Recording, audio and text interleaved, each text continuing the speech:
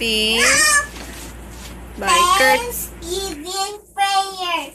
Father in heaven, please look kindly upon us and receive our heartfelt gratitude in this time of giving thanks. Thank you for all the graces and blessings you have bestowed upon us, our faith and knowledge, our health, our school and teachers, the Counter. love we have for one another, our family and friends. Dear Father, in your infinite generosity, please grant us continued graces and blessings as we take another step in our journey, which we ask in the name of Jesus, your Son, and our brother. Amen.